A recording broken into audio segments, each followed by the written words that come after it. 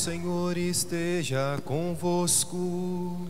Ele está no meio de nós. Proclamação do Evangelho de Jesus Cristo, segundo Lucas. Glória a vós, Senhor. Naquele tempo, Jesus, cheio do Espírito Santo, voltou do Jordão e no deserto ele era guiado pelo Espírito. Ali foi tentado pelo diabo durante 40 dias. Não comeu nada naqueles dias e depois disso sentiu fome. O diabo disse então a Jesus: Se és filho de Deus, manda que esta pedra se mude em pão. Jesus respondeu: A Escritura diz: Não só de pão vive o homem. O diabo levou Jesus para o alto, mostrou-lhe por um instante todos os reinos do mundo e lhe disse: Eu te darei todo este poder e toda a sua glória, porque tudo isso foi entregue a mim e posso dá-lo a quem eu quiser. Portanto, se te prostrares diante de mim em adoração, tudo isso será teu. Jesus respondeu: A Escritura diz: Adorarás o Senhor teu Deus e só a Ele servirás. Depois o diabo levou Jesus a Jerusalém, colocou-o sobre a parte mais alta do templo e lhe disse: Se és filho de Deus, atira-te daqui abaixo, porque a Escritura diz: Deus ordenará aos seus anjos a teu respeito, que te guardem com cuidado. E mais ainda, eles te levarão nas mãos, para que não tropeces em alguma pedra. Jesus, porém, respondeu: A Escritura diz: Não tentarás o Senhor teu Deus. Terminada toda a tentação, o diabo afastou-se de Jesus para retornar no tempo oportuno. Palavra da salvação. Glória a vós, Senhor. Então, nesse momento, vamos pedir a graça do Espírito sobre nós, para que com o nosso coração aberto possamos compreender o que a palavra de Deus quer nos ensinar neste dia de hoje.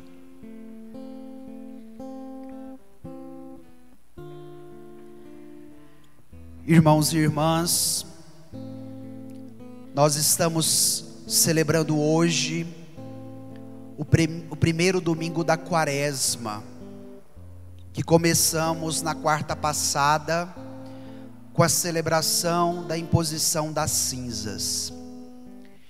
E este tempo de Quaresma é um tempo forte, de voltarmos para o Senhor, de ouvirmos a palavra dEle, de permitirmos com que a graça dEle alcance o nosso coração, diante das nossas tentações.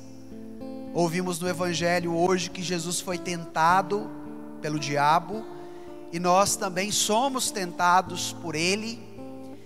E diante das tentações, nós necessitamos da graça do Espírito, porque vai ser diante desta graça e desta força que nós teremos o poder de resistir e de vencer o mal que muitas vezes quer nos derrubar, quer nos destruir. Então o Evangelho de hoje tem uma riqueza insondável, tem muitos ensinamentos a nos oferecer. Então é necessário o nosso esforço, a nossa atenção, a nossa abertura de coração para bebermos desta fonte, desta água límpida que o Senhor nos possibilita através do Evangelho de hoje. Então eu quero te convidar a retornar o texto do nosso Evangelho que nós acabamos de ouvir agora, e nós vamos tomar os dois primeiros versículos, versículo 1 e o versículo 2. Então nós vamos seguindo essa metodologia de entendendo parte por parte do Evangelho e compreendendo cada uma das tentações de Jesus, para ver o que elas querem nos ensinar nesta manhã de hoje. Então vamos tomar aí o versículo 1, Evangelho de São Lucas, capítulo 4, versículo 1 e 2. Vamos ler juntos? Jesus, cheio do Espírito Santo, voltou do Jordão e no deserto era guiado pelo Espírito. Ali foi tentado pelo diabo durante 40 dias. Não comeu nada naqueles dias e depois disso sentiu fome. Paremos por aqui. Primeiro elemento que o texto nos mostra é do Jordão para o deserto. Por que o texto nos aponta o Rio Jordão como primeiro referencial? Porque foi no Rio Jordão que Jesus recebeu o batismo. Foi no Rio Jordão que houve a manifestação da Trindade, a voz que disse: este é o meu Filho amado, em quem eu coloco todo o meu bem-querer. Foi no Rio Jordão que o Espírito Santo veio em forma de pomba, e foi no Rio Jordão que o Filho de Deus recebeu a graça para iniciar a sua missão. Então, por meio do seu batismo, Jesus recebe a unção real e sacerdotal para cumprir a missão que o Pai confiou a ele. Então, o texto nos coloca este referencial, porque o Rio Jordão, onde Jesus recebe o seu batismo, é o primeiro passo para o início da sua missão. E logo após receber a unção sacerdotal e real, através do Pai no Espírito, o Filho começa a sua missão. E o Filho começa a sua missão onde? No deserto. Então ele saiu do Jordão e foi para o deserto. O texto acabou de nos falar isso. No Antigo Testamento, o deserto era sempre visto como o lugar da provação, o lugar onde habitava os animais mais selvagens e mais venenosos, como por exemplo os escorpiões. Era o lugar onde não se tinha água, onde não se tinha vida, onde não se tinha alimento. E diante desta instabilidade do deserto e do perigo do deserto, o povo de Deus temia o deserto. E temia o deserto por quê? Porque o deserto os colocava em risco. E Jesus, saindo do batismo do Rio Jordão, vai para o deserto, porque o deserto simboliza a sequidão que vivia o coração humano. O deserto simboliza os perigos que a humanidade estava, porque estava envolvida no seu pecado, e Jesus precisava alcançar estes abismos, destes riscos e destes perigos, para nos salvar do deserto e nos conduzir a uma terra prometida, a uma terra que vai jorrar leite e mel, que já não é mais uma terra geográfica, como ouvimos na primeira leitura, mas a terra que jorra leite e mel, que Jesus nos possibilita, é a vida eterna, é a terra de seu Pai, que também se torna a nossa herança e a nossa terra. A primeira leitura nos falou isso, a memória do povo. O meu pai, que era um arameu errante, que saiu do deserto e foi conduzido para uma terra que era chamada a terra prometida, a terra que jorraria leite e mel para o nosso povo. E Jesus tem esta missão confiada pelo Pai, de nos tirar do deserto, de nos tirar diante das situações de perigo, de sequidão, de vida infrutífera, porque no deserto não se produz frutos. E foi no deserto que Jesus ficou durante quantos dias? 40 dias. E nós estamos iniciando qual tempo litúrgico? A quaresma. Por que a quaresma chama quaresma? Porque são os 40 dias que nos preparam para o ápice da nossa fé, a celebração do Tríduo Pascal, que nós iremos celebrar na Semana Santa. E o número 40, ele é muito simbólico também na Escritura, porque ele remete a um caminho de preparação que aqueles que foram escolhidos por Deus faziam antes de cumprir a sua missão. Por exemplo, quando Deus pediu a Abraão que sacrificasse o seu filho, Abraão ficou 40 dias jejuando antes de levar o menino para o Monte Moriá para ser sacrificado. Moisés, antes de receber os 10 mandamentos, as tábuas da lei, passou 40 dias jejuando. E o evangelho de hoje nos disse que Jesus ficou 40 dias no deserto sem comer, porque Jesus estava jejuando. Então este número 40 tem uma simbologia de um itinerário que devemos fazer diante de um grande acontecimento que Deus realizará em nosso favor. Portanto, nós não podemos viver a quaresma como um tempo comum, como uma realidade que não nos interpela. Pelo contrário, é tempo de jejum, é tempo de oração, é tempo de palavra de Deus, é tempo de voltarmos para o Senhor. É interessante que alguns exegetas, estudando sobre essa simbologia do número 40, vai dizer que o povo do Antigo Testamento fazia o seguinte cálculo: os 4 cantos da terra, podemos dizer, os 4 pontos cardeais, norte, sul, leste, oeste. Estes 4 cantos da terra, que simboliza a totalidade, vezes os 10 mandamentos. Então, 10 vezes 4 dá quanto? 40. Para simbolizar também toda a história da humanidade, que estava desregulada, desfragmentada, distante de Deus. E Jesus assume esses 40 dias para nos possibilitar um itinerário que vai ter como ápice e como resultado uma nova criação, que abarcará toda a história antes dele, durante a sua vida, e todos aqueles que viriam depois dele, que somos nós.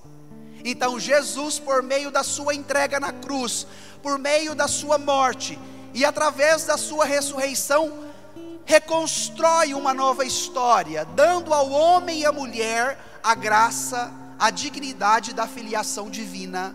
Por isso Jesus ficou 40 dias no deserto.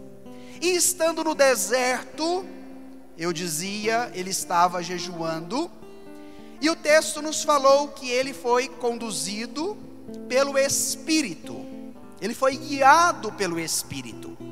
Agora que é importante nós compreendermos que Jesus foi orientado e fortalecido pelo Espírito quando ele estava no deserto, porque muitos podem compreender assim: foi o Espírito que tirou Jesus do Rio Jordão depois do seu batismo e o levou para o deserto. Não. Quando o texto diz que Jesus foi guiado pelo Espírito, é que durante a sua permanência no deserto, era a força do Espírito que o fortalecia, era o Espírito que o direcionava diante do grande acontecimento que teve no deserto. E o que teve lá no deserto? Jesus foi tentado por quem? Pelo diabo. O diabo existe, minha gente? Existe, o Evangelho está falando dele. E nós precisamos ter essa sabedoria, porque muitos hoje, diante do secularismo, já diz que o mal não existe, que o diabo não existe, e assim sendo eu posso fazer o que dá na minha cabeça. E isso não é verdade, porque o mal devagarzinho vai entrando em nós, nas nossas famílias, no nosso coração, e vai querendo nos destruir. Jesus não comeu nada naqueles dias e depois sentiu fome. Aqui nós encontramos já a primeira necessidade, a primeira fragilidade. A partir do momento que eu tenho uma carência, que eu tenho uma necessidade, eu fico vulnerável àquela realidade. Ou seja, Jesus estava jejuando, logo não comia, sentiu fome, e a fome o tornou vulnerável, que poderia levá-lo a fazer o quê? A ceder às tentações. E por que é importante nós entendermos isso? Porque diante das nossas carências, diante das nossas necessidades, nós também nos tornamos vulneráveis, nos tornamos frágeis. E pode ser que seja nesta fragilidade, nessa vulnerabilidade, que o diabo entra para nos destruir, para nos derrubar, porque foi isso que ele tentou fazer com Jesus. Aproveitou a fraqueza de Jesus. E agora nós vamos entrar nas 3 tentações, para nós compreendermos quais são os elementos que o diabo usou com Jesus para querer destruí-lo, e quais são os elementos também que o diabo usa conosco, diante das nossas tentações, para nos destruir. Voltemos ao texto, no versículo 4, no versículo 3 e 4. Vamos lá? Primeira tentação, leiamos juntos. O diabo disse então a Jesus: se és o Filho de Deus, manda que esta pedra se mude em pão. Jesus respondeu: a Escritura diz: não só de pão vive o homem. Paremos por aqui. Jesus estava 40 dias jejuando. O texto disse que ele sentiu fome. E a primeira tentação do diabo foi onde? Na barriga. Pega esta pedra e transforma em pão. Você não é o Filho de Deus? O diabo pega a palavra do divino Pai eterno lá do batismo. Quando Jesus foi batizado por João, qual foi a voz que veio do alto do céu do Pai eterno? Tu és o meu filho muito amado. Agora o diabo suspeita de quem é Jesus e utiliza a palavra do Pai contra Jesus, para colocá-lo à prova, para testá-lo, querendo que ele transforme as pedras em pão. E Jesus não vai ceder ao pedido do diabo, porque é o mesmo Jesus que multiplicou os pães e alimentou uma multidão de mais de 5.000 homens, teria o poder sim de transformar as pedras em pão. Mas Jesus não faz isso, porque ele não vem para dar testemunho e para fazer o que o diabo manda. Pelo contrário, Jesus, sendo o Filho amado do Pai, veio, se tornou gente como nós, assumiu a nossa condição para fazer a vontade do Pai e não a vontade do diabo. E é por isso que Jesus não responde às provocações do diabo. Eu sempre tenho batido nessa tecla, falei domingo passado, falei durante o período do advento. Hoje a isca que nos pega mais fácil é do prato de comida e do copo de bebida. Eu sempre tenho repetido, olha o número de supermercados, de restaurantes, distribuidoras de bebidas, que se abre a todo momento, porque nós, diante da nossa carência, da nossa vulnerabilidade, da nossa fragilidade, queremos encher a cara de cachaça, achando que isso daí vai me dar a verdadeira felicidade e vai saciar o meu coração. Vai comendo, comendo, comendo, até que tem que enfiar o dedo na goela para vomitar, porque não dá conta mais, achando que aí o coração vai ser saciado. Olhemos as nossas redes sociais, o quanto nós estamos dependentes disso, porque tudo tem que fazer foto, tem que fazer vídeo de comida e tem que mandar para os outros. Olha quantos programas se tem hoje na televisão de confeiteiro, de churrasqueiro, não é? De comida, de bebida. Por quê? Porque esta fome de Jesus do deserto e a tentação do demônio, querendo que Jesus transforme as pedras em pão, remete a uma fome que não se resolve com um prato de comida, mas fala-nos da fome que é do coração, da fome que é da existência, da fome interior, que busca uma realidade que é capaz de saciá-lo plenamente e de te dar a verdadeira felicidade. Por isso que Jesus na última ceia, sim, vai tomar o pão e vai instituir a Eucaristia, porque Jesus responde àqueles que se abrem à vontade do Pai, e era esta a caminhada que ele fez com os discípulos. Mas com Satanás ele não cede, porque Satanás queria colocá-lo à prova, queria colocá-lo contra a vontade do Pai, e mais do que isso, Satanás queria destruí-lo.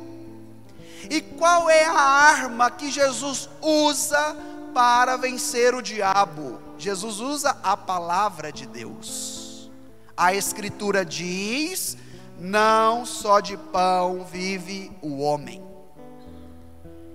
Então você pode se perguntar: quando eu sou tentada pelo diabo, qual é a arma que eu posso utilizar para vencê-lo? A palavra de Deus. Mas sabe qual é o problema? Muitos católicos nem têm a Bíblia, e os que têm de enfeite, para ficar lá na estante, no criado lá da cama, aberto lá na estante da sala, ou às vezes guardada dentro daquela gavetinha cheio de tranqueira, que de vez em quando você lembra que tem uma Bíblia em casa. Sempre quando as pessoas vêm confessar comigo, a penitência que eu gosto de dar é a meditação de um texto bíblico. E aí depois, antes de dar a penitência, eu sempre pergunto: você tem a Bíblia? Muitas pessoas ficam assim: uai, padre, não, eu acho que eu tenho. Se tem essa conduta, significa o quê? Que não tem contato com a palavra de Deus, que não é capaz de ler um texto da Bíblia, mas fica o dia todo lendo tranqueira no Facebook, rindo de videozinho no WhatsApp e mandando besteira para os outros nas listas de transmissão, mas não tem a capacidade de abrir a palavra de Deus para meditar um texto bíblico, e depois vem com a cara mais lavada dizendo: padre, eu não tenho tempo. Já ouviram esse tipo de desculpa? Graças a Deus aqui em Senador Canedo não tem, mas em outros lugares. Então como que você vai vencer a tentação que muitas vezes quer te derrubar pelo prato de comida ou pelo copo de bebida? Com a palavra de Deus. Primeira tentação. Segunda, vamos agora para o versículo 5. Vamos lá, versículo 5 e versículo 6. O diabo levou Jesus para o alto, mostrou-lhe por um instante todos os reinos do mundo e lhe disse: eu te darei todo este poder e toda a sua glória, porque tudo isso foi entregue a mim e posso dá-lo a quem eu quiser. Portanto, se te prostrares diante de mim em adoração, tudo isso será teu. Gente, olha como o diabo é mentiroso. Por isso ele é chamado o pai da mentira. Imagina a capacidade dele de levar Jesus para o ponto mais alto, mostrar todos os reinos deste mundo e dizer: tudo isso é meu. E se você se prostrar em adoração a mim, tudo isso lhe será entregue. Vamos entender essa tentação. Primeiro, o ponto mais alto que pode me dar uma sensação de poder, porque eu estou acima dos outros. Quantas pessoas, principalmente no seu trabalho, têm esta sensação: eu tenho que estar acima dos outros, porque isso me dá status, porque isso me dá poder, isso daí me leva a reconhecer que eu sou melhor do que os outros. Tentação do demônio. E muita gente vai cedendo, vai entrando para o mundo da corrupção. Por que há tanta corrupção na nossa política? Por causa desta tentação de Satanás. Tem que ter poder, tem que ter cargo, tem que ter dinheiro, tem que ter dominação. E isso vai levando a pessoa a criar uma expectativa que a leva: quero esta consequência na minha vida, independente de qual seja a via. Aí vem os trambiques, os roubos, né, as maldades e tantas coisas ruins que nós temos acompanhado. O demônio fez isso com Jesus, quis dar a ele um poder temporal, um poder político, porque o demônio sabia quem era Jesus. Mas Jesus não seria um Messias de poder político temporal. O Messias seria aquele que salvaria a humanidade do seu pecado, para dar a eles não uma resolução de todos os seus problemas aqui nesta vida, mas confiar a eles o dom maior do Pai, que é a sua vida, a vida eterna. Então, primeiro risco na segunda tentação. O segundo risco, que foi mentira também, falar que todos os reinos deste mundo pertencem a Ele. Porque se tudo foi criado por Deus, pela sua mão poderosa, todos os reinos deste mundo pertencem a Deus. E na desobediência, na dureza do coração, do exercício da liberdade que levou o homem para o pecado, Deus manda o seu Filho para salvar todos os homens, todas as mulheres, de todas as raças, de todas as línguas, de todas as culturas. Então logo, o diabo é mentiroso, ele é enganador, ele passa um melzinho na sua boca para te enganar, prometendo o que não é dele, prometendo o que ele não poderá te oferecer. Por isso vem a frustração daqueles que cedem à tentação do diabo e caem na arapuca dele. Porque ele chega passando melzinho na sua boca, te prometendo mundos e fundos, e você querendo poder, querendo reconhecimento, querendo as glórias deste mundo, cede aquilo que o diabo te promete. Mas depois que você cai na arapuca dele, você vai percebendo que ele te enganou, porque o que ele prometeu ele não poderá cumprir, e você vai sendo colocado onde? No fundo do buraco, dentro da fossa. O que é que tem dentro da fossa, minha gente?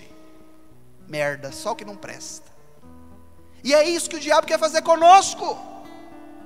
Quer nos enganar, quer nos tirar da comunhão com o Pai. E Jesus veio para nos ensinar como vencer as tentações, não permitindo com que o poder desordenado das falsas promessas nos leve ao egoísmo, nos leve à autossuficiência, à vaidade, o orgulho, mas nos possibilite um caminho de conversão. E é isso que a palavra de Deus quer nos ensinar. A altura que Jesus vai alcançar não é aquela altura que o demônio leva, mas a altura que Jesus vai alcançar é aquela que o Pai possibilita a ele, a altura do céu. Do céu. Agora olha como que Jesus responde à segunda tentação do demônio. Vamos lá para o versículo 8. Vamos ler juntos? Jesus respondeu: a Escritura diz: adorarás o Senhor teu Deus e só a Ele servirás. Qual foi a arma que Jesus utilizou para responder à tentação de Satanás? A Escritura. Porque a promessa de Satanás para Jesus, dos reinos, do poder, da glória, era para que Jesus fizesse o quê? Prostrasse e adorasse Satanás. Satanás queria ocupar o lugar que era do Pai, o lugar que era de Deus, porque somente Deus é digno de receber toda a honra, toda a glória, todo o poder e toda a adoração. Então ele estava enganando Jesus no percurso, porque o fim último dele era ocupar o lugar de Deus. E na nossa vida não é diferente. As tentações de Satanás vêm para nos derrubar, porque ele quer ocupar na nossa vida o lugar que é de Deus. E muitos de nós vamos cedendo a essas tentações, e aí já não vamos à igreja, já não rezamos, já não meditamos a palavra. E é interessante, minha gente, que o diabo não vem nos tentar vestido de capetinha, com uma roupinha preta e vermelha, segurando um garfo na mão, com 2 chifrinhos cuspindo fogo. Não! Ele vem, tem uma música antiga, acho que não sei se é do Martinho da Vila ou do Zeca Pagodinho, que diz assim: você sabe o que é caviar, eu nunca comi, nunca vi, só ouço falar. O demônio faz isso, ele vem com cara de caviar, que deve ser uma comida muito gostosa, né? Que poucos já comeram, eu nunca comi, só ouvi falar. Mas no final, quando a gente experimenta, fomos enganados, e aí o que a gente está comendo? Lavagem. Vocês já foram no chiqueiro? O que você põe para os porcos comer? Tudo aquilo que não presta. Na roça, se o leite azedou, põe na lavagem. Sobrou o resto de comida podre, põe na lavagem. O demônio faz isso. Ele pega a lavagem e põe ela com a cara de caviar. Aí você, com o olhão grande, vai ser bom demais, que delícia. Na hora que você começa a mastigar e a coisa vai cair no seu estômago, você já começa a passar mal. Por quê? Porque foi enganado. O pai da mentira, que puxou o seu pé e te derrubou, porque ele queria ocupar o lugar que Deus tem que ocupar.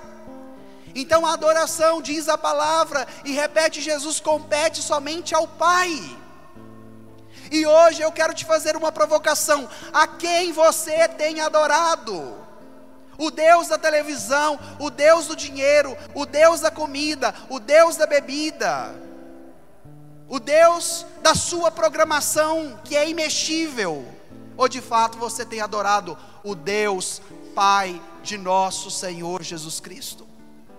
E a segunda leitura nos exortou isso. A partir do momento que eu confesso que Jesus é o meu Senhor, nessa graça que o Pai me deu, eu serei salvo. E por Ele, pelas mãos de Jesus, eu sou elevado ao mais alto que eu poderia ser, não pela tentação do poder, do reconhecimento e da vaidade, mas a graça da filiação divina, que nos alcança também pelo nosso batismo.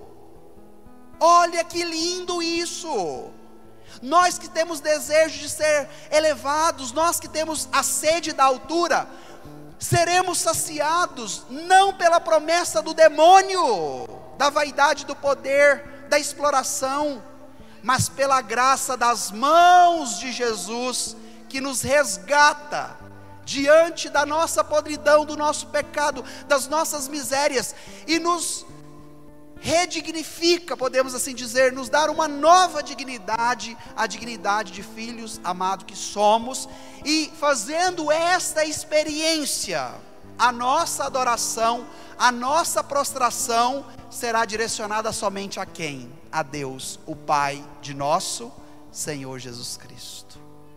Agora vem a nossa dificuldade, porque eu sou capaz de encher a cara de cachaça e me prostrar numa esquina, porque estou tão bêbado que não dou conta de levantar e de andar, mas na hora da missa não tenho a capacidade de ficar de joelhos na hora da consagração.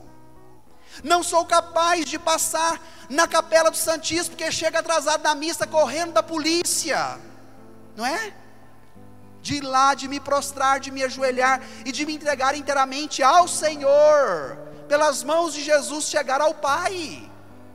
E é por isso que nós caímos tão facilmente nas tentações e nas armadilhas de Satanás, porque não fazemos o caminho da palavra, não fazemos o caminho da adoração ao Senhor, não fazemos o caminho da vivência de uma fé constante.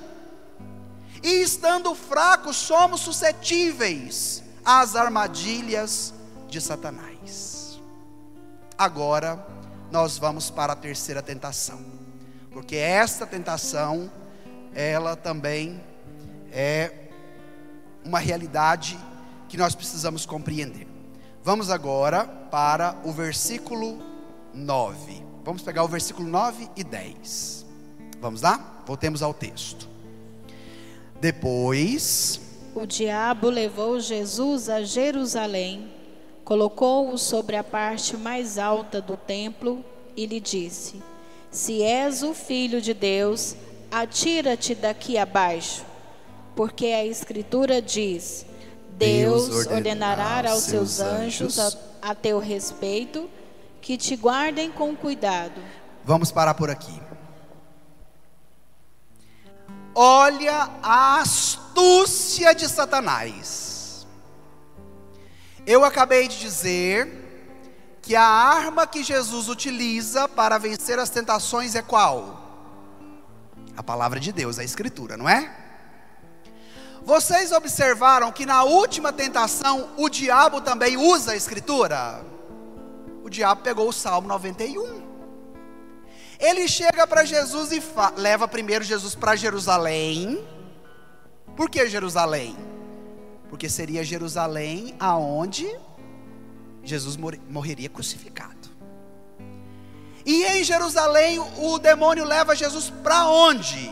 Para o templo, que era o lugar do encontro com Deus por excelência para o judeu. E no templo, o diabo coloca Jesus onde? No pináculo, gente, na parte mais alta. O templo de Jerusalém era muito alto. E aí o diabo leva Jesus para o pináculo, para a parte mais alta do templo, em Jerusalém, e diz: se és o Filho de Deus, atira-te daqui abaixo. Porque no Salmo 91, porque na Escritura, o diabo já percebeu qual era a arma de Jesus. E hoje há muitos falsos profetas e pastores que ficam repetindo o versículo bíblico a todo momento na sua cabeça, mas que está, como no Evangelho, agindo e sendo motivado não pelo Pai, mas por Satanás. Então toma cuidado você também, porque tem muito falso profeta e muitos falsos pastores que querem enganar o povo e que utiliza, instrumentaliza a palavra, não para salvar as almas para Jesus, mas para extorquir e roubar desse povo muito dinheiro, para que eles fiquem ricos, para que eles tenham poder, para que eles ocupem altos cargos na sociedade, para que nos jornais venha assim: pastor fulano de tal é o mais rico do Brasil. Já ouviram esse tipo de notícia? Usando da palavra de Deus para enganar o povo, para se vangloriar, para ter poder, para conquistar reconhecimento deste mundo. E quem faz isso é Satanás. Já observaram essas realidades? Olha como a palavra de Deus é prática. Olha como a palavra de Deus é para nós. Mas Jesus não cede à provocação de Satanás, nem mesmo quando ele usa a palavra de maneira instrumentalizada. Porque aqui Jesus vai nos ensinar como viver o Salmo 91. Vamos agora para o versículo 12 e o versículo 13. Olha a resposta de Jesus. Vamos ler juntos? Jesus, porém, respondeu: força, a Escritura diz: não tentarás o Senhor teu Deus. Terminada toda a tentação, o diabo afastou-se de Jesus para retornar no tempo oportuno. Não tentarás o Senhor teu Deus. Volta ao Antigo Testamento. Por que Jesus volta ao Antigo Testamento com este versículo? Porque a todo momento o diabo quis tentar, quis provar Jesus. Se tu és o Filho de Deus. E hoje este é o mal do nosso tempo. Porque já não sou mais eu que devo abrir o meu coração e aderir livremente a esta graça e a esse poder de Deus na minha vida. Mas é Jesus que tem que provar para mim quem Ele é, para que eu acredite nele. Então, se o Senhor curar o meu marido da doença que ele está vivendo, eu vou dar 2 cestas para os pobres, eu vou a pé para a Trindade, e eu vou participar um ano da missa. Se o Senhor der prova, fazer o que eu estou mandando. Já ouviram esse tipo de fala? Quem age desta forma? Satanás. Porque não tem fé, porque não acredita. Logo, não tendo fé e não acreditando, é Jesus que tem que provar quem Ele é. E é interessante que esse movimento não acontece só com Satanás, não. Acontece com o povo que seguia Jesus. Quando Jesus fazia algum tipo de cura, no final da cura, alguém ainda estava duvidando e pedindo mais alguma coisa. Depois vocês peguem os evangelhos e leiam os relatos dos milagres de Jesus. Não é?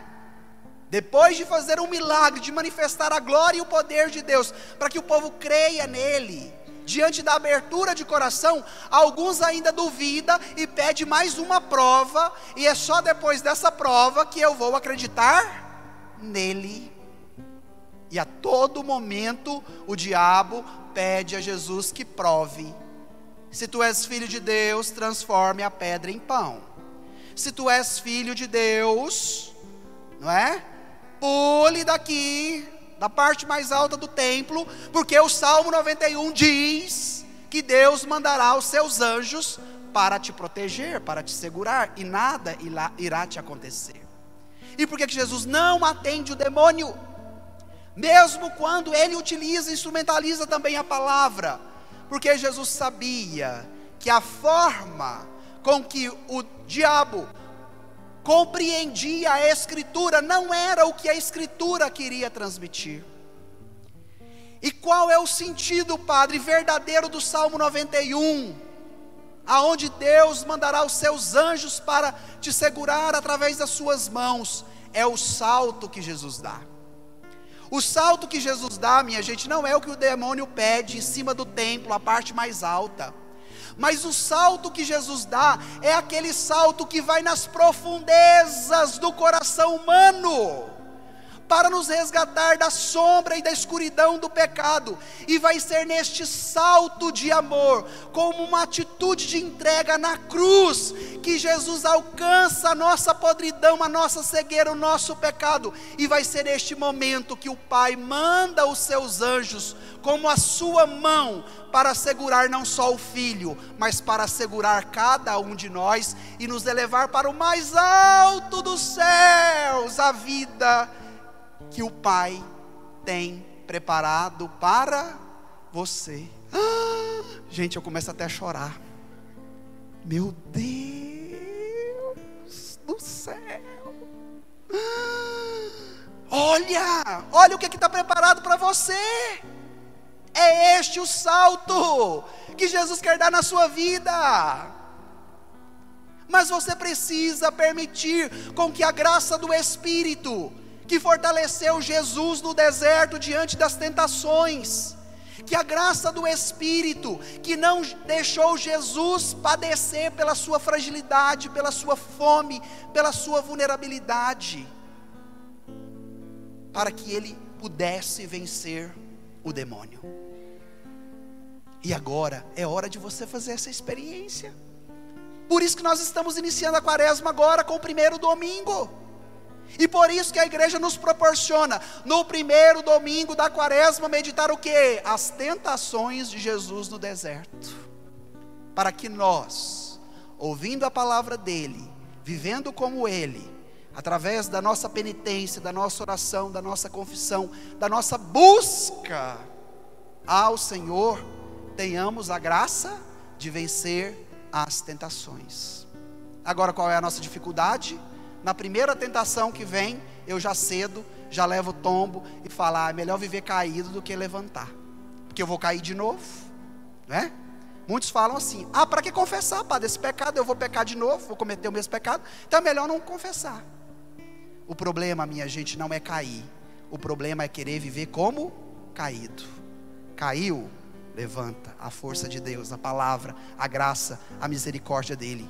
E é este impulso que a quaresma precisa dar em cada um de nós, diante das tentações que muitas vezes nos coloca no fundo do buraco, lá na fossa, diante das enganações que o tentador colocou no seu caminho, e você querendo a comida, querendo o poder, querendo o lugar mais alto, querendo ocupar o lugar de Deus, cede, e aí a sua vida vai se tornando uma vida sem sentido, uma vida sem alegria. Qual foi o refrão do salmo de hoje? Vocês prestaram atenção?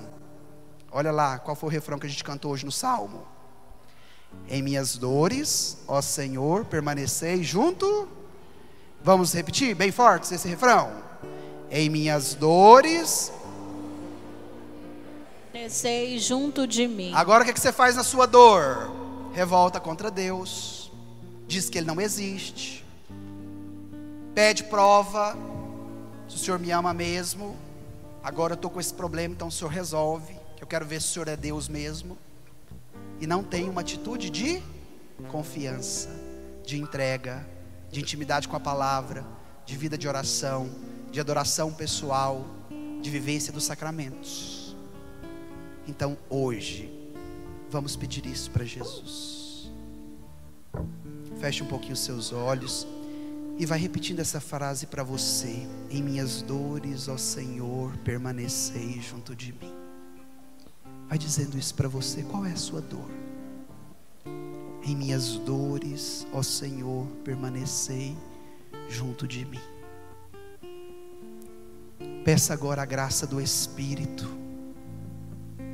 para que Ele alcance o seu coração, para que Ele alcance a sua vida,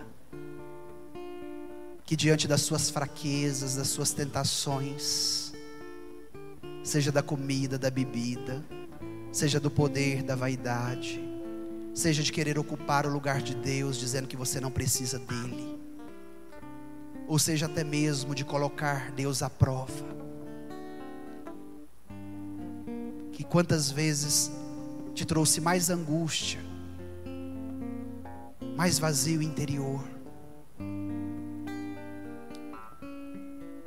Peça ao Divino Pai Eterno que mande o Espírito Santo agora, para que Ele seja derramado sobre o seu coração, para que você seja fortalecido, como o Pai fortaleceu Jesus no deserto, para que Ele não caísse nas tentações do diabo.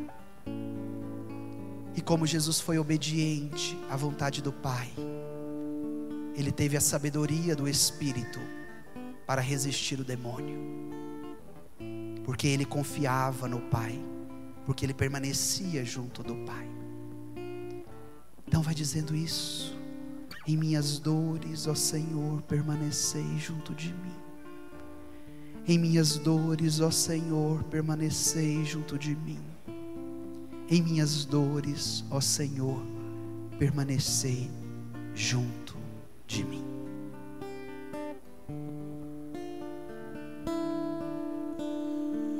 Enche-me, Senhor, com teu Espírito, E minha alma reviverá. e minha alma reviverá.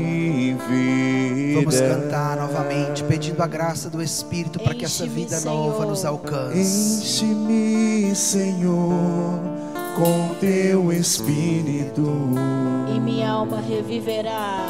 e minha alma reviverá. Põe a sua mão sobre o seu coração e canta isso com fé, pedindo nesta manhã que o Espírito Santo alcance o seu coração. Enche-me, Senhor, diante das suas com teu tentações, espírito, diante da sua fraqueza, diante do seu pecado. e minha alma reviverá. Mais uma vez, enche-me, Senhor, com teu Espírito. Enche-me, Senhor, com teu espírito, e minha alma reviverá. Mais uma vez, peça isso, essa graça para a sua vida. Enche-me, Senhor, com teu espírito, e minha alma reviverá.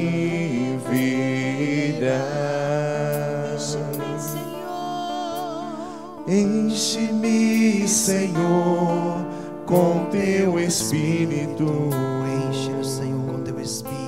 e minha alma reviverá. Dai-nos, Senhor, a tua graça de vivermos como filho amado. Para te adorar, Para te adorar, para te louvar. para te louvar. Enche-me, Senhor, Enche-me, Senhor Jesus, para te adorar. para te adorar, para te louvar. Enche-me, Senhor Jesus. Cura-me, Senhor, Cura-me, Senhor, com teu espírito, e minha alma reviverá.